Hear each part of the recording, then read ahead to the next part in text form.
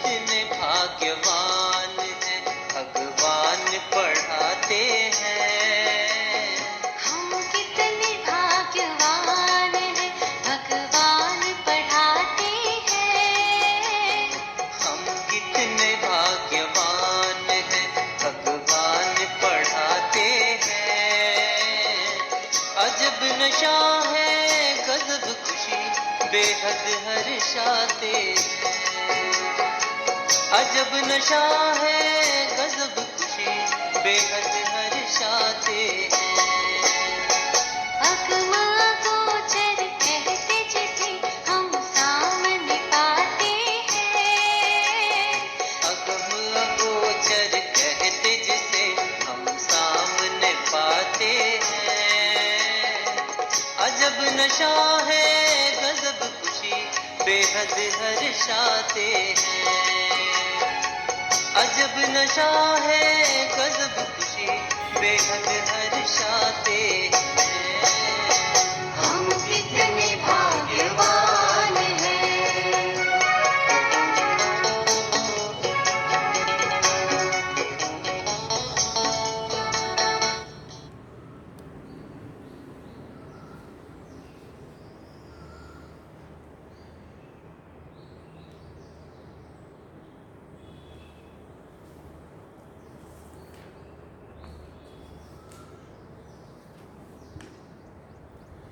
ओम शांति।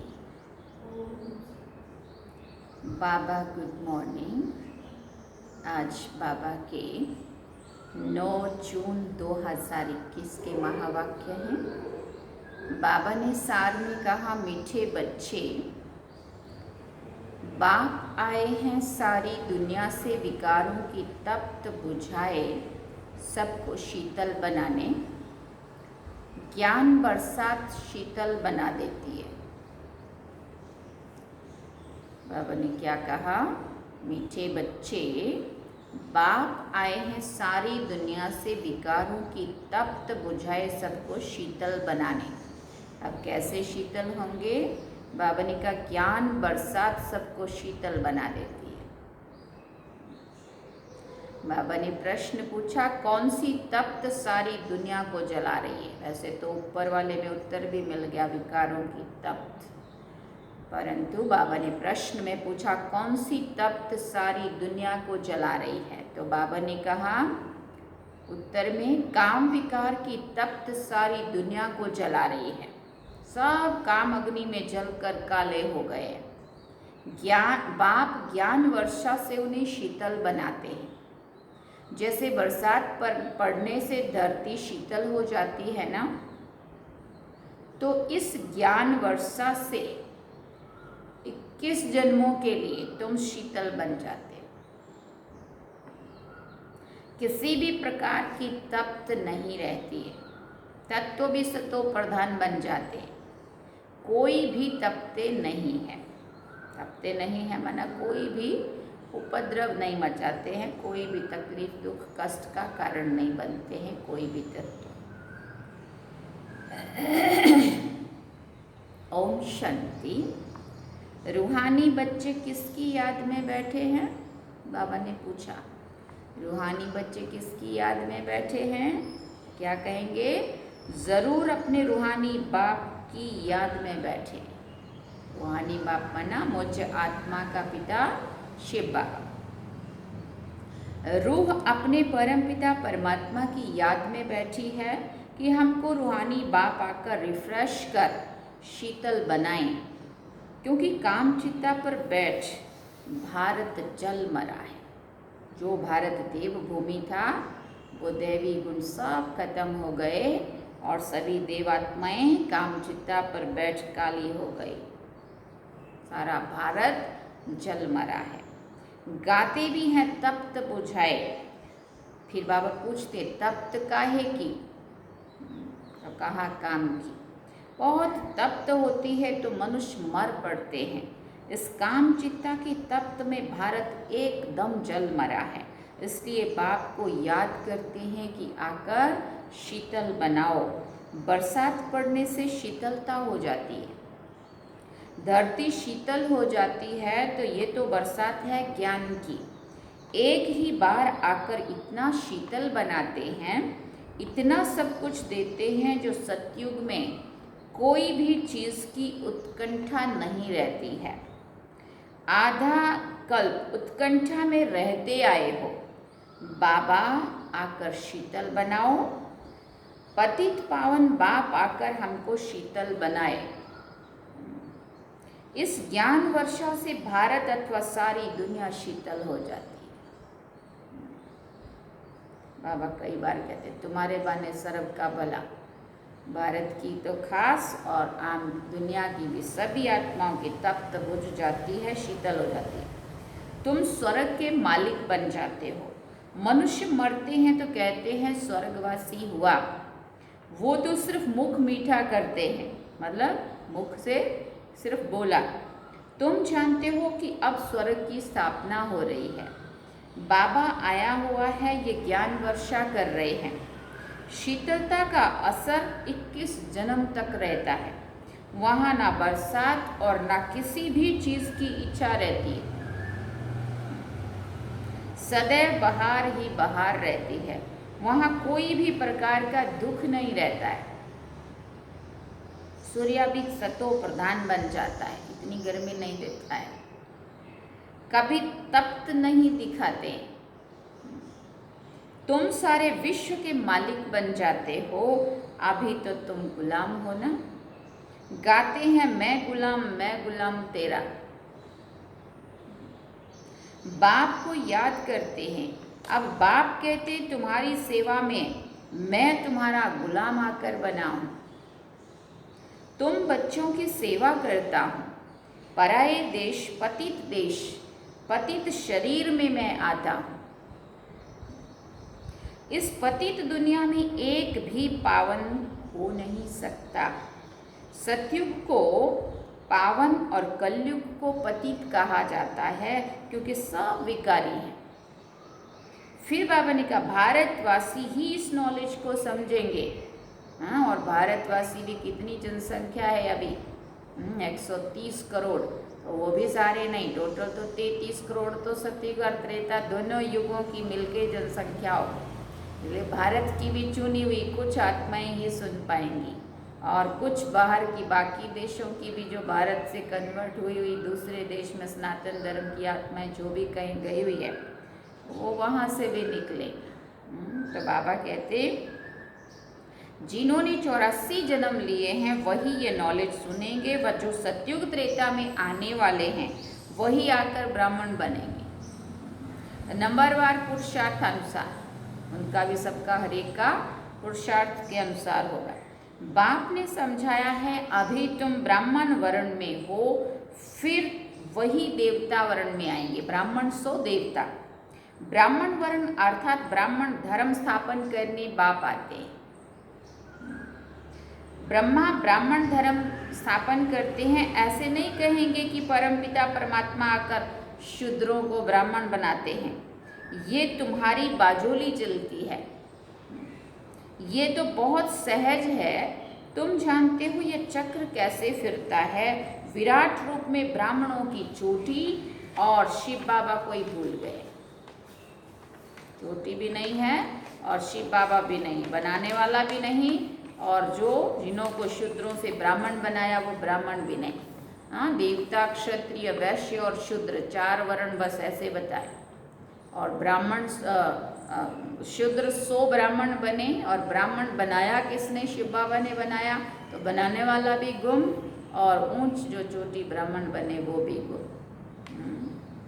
इसलिए बाबा कहते हैं देवता, क्षत्रिय, वैश्य, शूद्र। फिर शूद्र से सीधा देवता बता दिया। अब ब्राह्मण कहाँ गए? बाबा कहते ब्राह्मण लोग गाते भी हैं ब्राह्मण देवताए नमः। तब प्रजापिता ब्रह्मा की वंशावली फिर कहाँ गए? प्रजापिता ब्रह्मा का नाम कितना बाला है ना।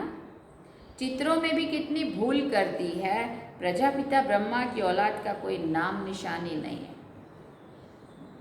स्कूल में टीचर पढ़ाते हैं, वो फिर भी सोर्स ऑफ इनकम है। उससे कहीं ना कहीं फिर भी डिग्री लेके और फिर नौकरी धंधा करके पैसा कमाते, सोर्स ऑफ इनकम है। एम ऑब्जेक्ट तो ज़रूर चाहिए ना। तुम बच्चे जानते हो उस पढ़ाई से मर्तबा मिलता है। पतित दुनिया में भगवान आकर पतितों को पढ़ाते हैं।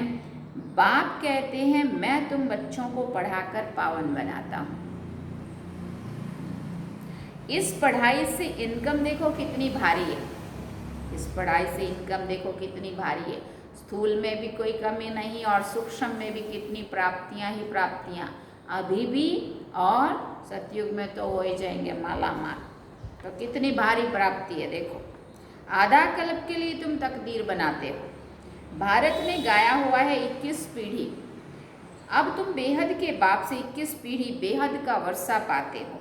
लौकिक बाप का है अलग काल क्षण भंगूर का वर्षा। इस बाप से तुम ऐसा वर्षा पाते हो जो पीढ़ी बाई पीढ़ी तुमको दुख नहीं रहेगा। भारत में ही बेहद का सुख था। ये ज्ञान और कोई की भी बुद्धि में नहीं है। ये ज्ञान देने वाला बाप जाने और जिनको देते हैं वो जाने, और ना जाने कोई। कितनी दुनिया भरी पड़ी है। बाप जाने और जिनको देते हैं वो जाने, और ना जाने कोई। ग्रंथ में भी उनकी महिमा गाई हुई है। एक ओंकार निराकार निरंकार। हाँ, इसका अर्थ भी तुम बच्चे समझते हो। पूरी महिमा लिखी है गुरु ग्रंथ साहब में, वो पूरी निराकार की है। वो तो सिर्फ गाते हैं निरंकारी। इतनी बड़ी अथॉरिटी होते हुए भी उनको कोई अहंकार नहीं है, सुप्रीम। तो भी यहाँ थोड़ी भी पोजीशन वाले होते हैं तो कितना नशा उन को रहता है, कितना अभिमान आ जाता है। वो तो है अलग काल वाले मर्तबे का नशा कि मैं फलाना हूँ। अब तुमको इस रूहानी पढ़ाई का नशा है। तुम्हारी आत्मा अभी जानती है आत्म अभिमानी बनना है, तब ही बाप को याद कर सकेंगे। बाप के साथ योग टूटने से माया का गोला लग जाता है, मुरझा जाते हैं। याद करते रहें तो खुशी का पारा भी चढ़ा रहे। जितना याद में रहेंगे उतना खुशी का पारा चढ़ेगा। कोई बड़ा इम्तहान पास करते हैं ना तो खुशी होती है ना, समझते हैं बस इसके ऊपर कोई और पढ़ाई नहीं है। तुम भी जानते हो हमारी इस पढ़ाई से ऊंच और कोई पढ़ाई है ही नहीं। इन लक्ष्मी नारायण ने पास्ट में ज़रूर ऐसी पढ़ाई की है, राजयोग सीखे हैं, तब महाराजा महारानी बने हैं। राजयोग तो मशहूर है ना। परमपिता परमात्मा आकर राजयोग सिखाते हैं स्वर्ग के लिए। कहते भी है पास्ट में ऐसे कर्म किए हैं तब ये बने हैं। तुम जानते हो इस जन्म में हम ऐसे कर्म सीखते हैं जो भविष्य 21 जन्म के लिए राज्य करेंगे, वह स्वर्ग में विराजमान होंगे। यथा राजा रानी तथा प्रजा भी है ना, राजधानी है ना। कि बाबा कहते क्या है, ये राजधानी स्थापन हो रही है, तो इसमें सब राजा रानी प्रजा सब होंगे। बाप आया है राजधानी स्थापन करने। फिर तुम जाकर 21 जन्म पालना करेंगे। 63 जन्म तो दुख भोगा है, वो सब खत्म हो जाएंगे। भारत को स्वर्ग कहा जाता है, अभी तो नरक है। कितनी ये सृष्टि बदल गई है। वो राजाई कहाँ चली गई। रावण राज्य शुरू होने से फिर तुम पतित बन जाते हो। बाप कहते हैं तुम अपने 84 के चक्कर को नहीं जानते हैं। अभी तुम बच्चों को बार बार समझाया जाता है तुमने 84 जन्मों का चक्र पूरा किया, अभी तुम्हारा ये अंतिम जन्म है। अब फिर से अपना वर्षा लेना है। तुमको मुक्ति धाम में बैठ नहीं जाना है। तुम ऑलराउंड पार्ट, तुम्हारा ऑलराउंड पार्ट है। ऐसे बहुत ही जो सतयुग से लेकर द्वापर कलयुग तक भी मुक्ति धाम में रहते, जो बहुत अभी अभी की उतरी हुई आत्माएं हैं, परम धाम में आज तक रही। हाँ, तभी तो उनको ऊपर शांति में रहे ना, इसलिए शोर भरी दुनिया पसंद नहीं आती।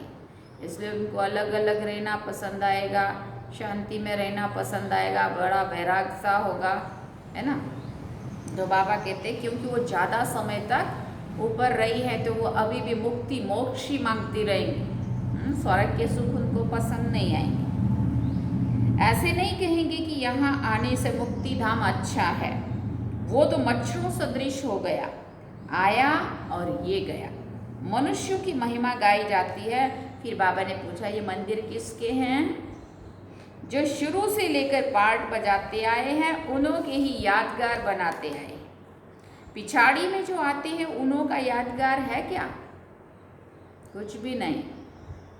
तुम्हारा कितना भारी यादगार है, सबसे जास्ती तुम पार्ट बजाते हो शुरू से लेकर। बाबा ने कहा तुम ऑलराउंड पार्टधारी।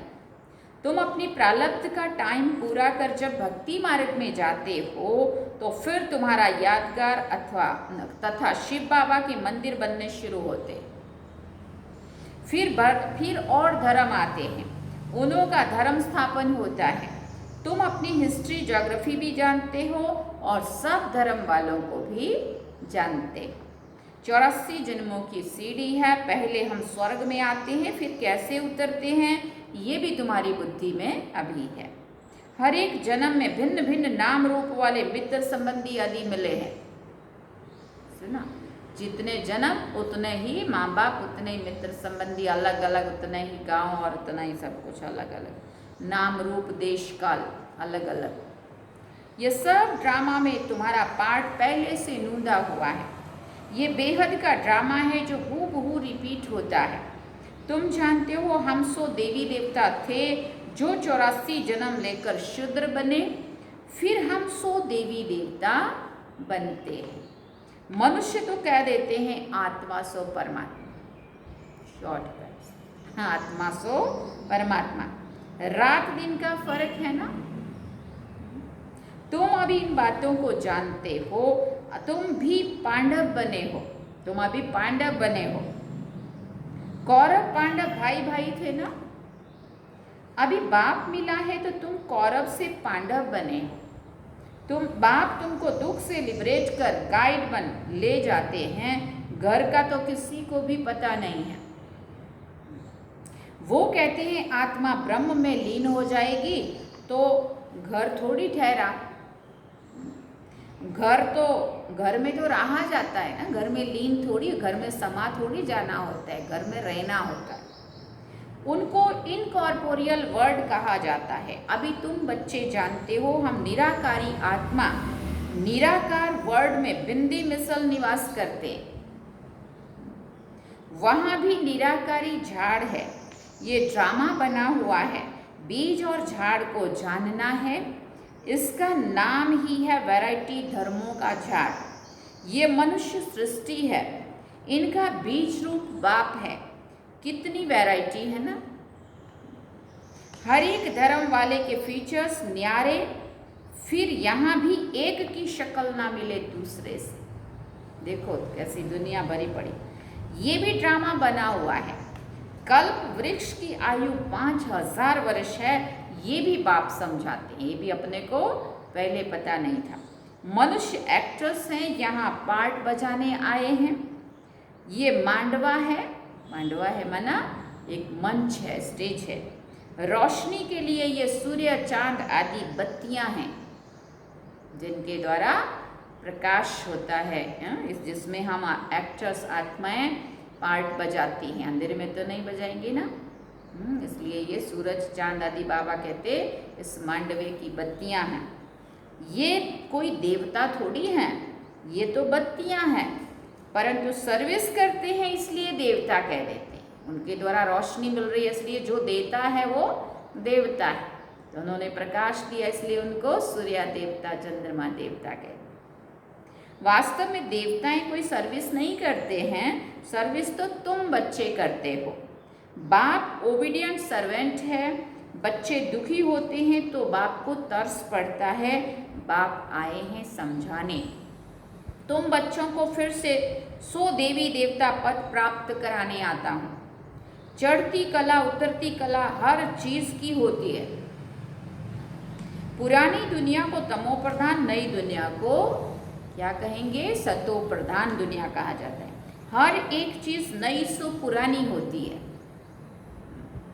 आत्मा कहती है ये शरीर भी तमो प्रधान पतित है। आत्मा इसको महसूस कर रही है। ये सतयुग में आत्मा और शरीर सतो प्रधान थे, माथा नहीं खपाते थे, बाबा कहते। अभी आत्मा कितना मेहनत लेती है। आत्मा को अब ज्ञान मिला है, स्मृति आई है, हम 84 जन्म लेते हैं। ये राज बेहद का बाप समझाते हैं। दुख में बाप को ही पुकारते हैं ना, रहम करो हे दुख हरता सुख करता। भारत ही सबसे सुखी था ना। भारत जैसा पवित्र खंड और कोई हो नहीं सकता। अभी तुम बच्चों की झोली अविनाशी ज्ञान रत्नों से बाप भरते। कभी ऐसा कोई बाप देखा है? बाबा पूछते। कहते हैं बच्चों, मैं तुम्हारे लिए वैकुंठ सौगात में लाया हूं। तुम स्वर्गवासी थे, अब पतित नरकवासी बन पड़े हो। पावन उनको कहा जाता है जो विकार में नहीं जाते हैं। सतयुग में है संपूर्ण निर्विकारी, इस समय है संपूर्ण विकारी। बाप कहते तुम भी संपूर्ण निर्विकारी थे, अब संपूर्ण विकारी बने हो, फिर संपूर्ण निर्विकारी देव पद पाना है। बाप को याद करने से। कैसे पाना है? बाप को याद करने से। अक्षर देखो कितने अच्छे हैं, मन मना भव। मुझ बाप को याद करो तो तुम तमो प्रधान से सतो प्रधान बन जाएंगे। मैं सर्वशक्तिवान हूँ, मैं सर्वशक्तिवान हूँ ना, मुझे याद करो। याद को ही योग अग्नि कहा जाता है, जिससे तुम्हारे पाप दग्ध होंगे और तुम आत्माएं पवित्र बन जाएंगी। यहाँ पर बाबा ने मुरली पूरी की। बाबा ने कहा याद को ही योग अग्नि कहा जाता है, जिससे तुम्हारे पाप दग्ध होंगे और तुम आत्माएं पवित्र बन जाएंगी। अच्छा, मीठे मीठे सिकिल दे बच्चों प्रति माता पिता बाप दादा का याद प्यार और गुड मॉर्निंग। रूहानी बाप की रूहानी बच्चों को नमस्ते। हम रूहानी बच्चों की रूहानी माता पिता बाप दादा को दिलवा जान सिकवा प्रेम से याद प्यार, गुड मॉर्निंग, नमस्ते, थैंक्स बाप। अब धारणा के लिए मुख्य सार है। पहला पॉइंट, रूहानी पढ़ाई के नशे में रहना है, बाप समान निरहंकारी बनना है, पोजीशन आदि का अहंकार नहीं रखना है। दूसरी बात, अपनी झोली ज्ञान रत्नों से भरनी है, संपूर्ण निर्विकारी बन देव पद पाना है, कभी भी मुरझाना नहीं है, कभी भी मुरझाना नहीं है। वरदान में बाबा ने कहा सर्व आत्माओं के पतित संकल्प व वृत्तियों को भस्म करने वाले मास्टर ज्ञान सूर्य भव।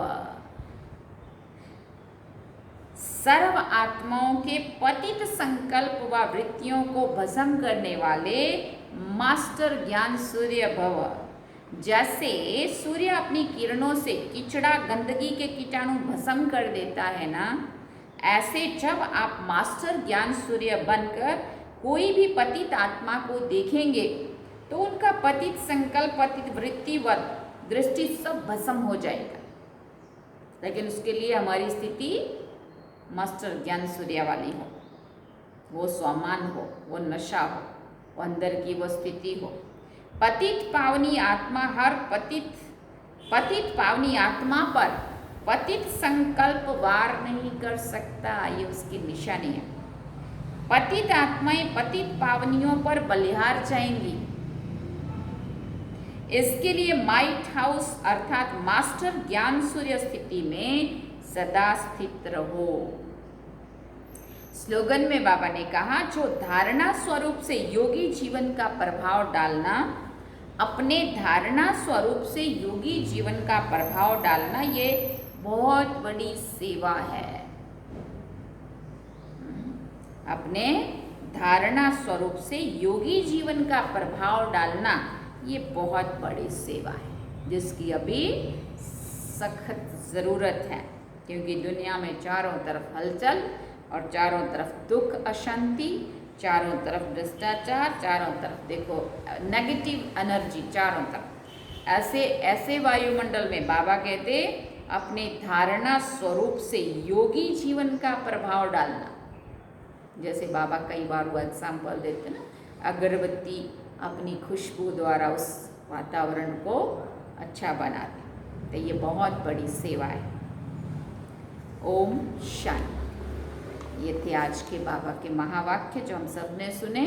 बाबा ने सार में कहा, मीठे बच्चे बाप आए हैं सारी दुनिया से विकारों की तप्त बुझाए सबको शीतल बनाने। ज्ञान बरसात शीतल बना देती है। अभी हम बाबा को याद करते हैं। अच्छा, ओम शांति।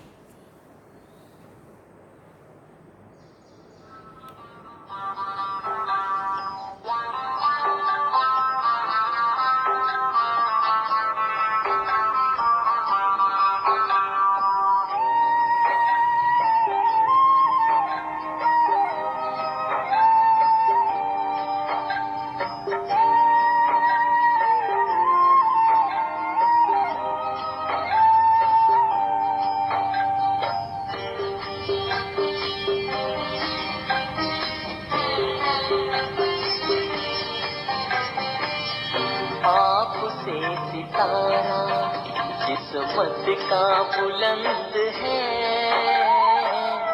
आपसे सितारा किस्मत का बुलंद है। ये दिल तो बाबा का एहसानमंद है। आपसे सितारा किस्मत का बुलंद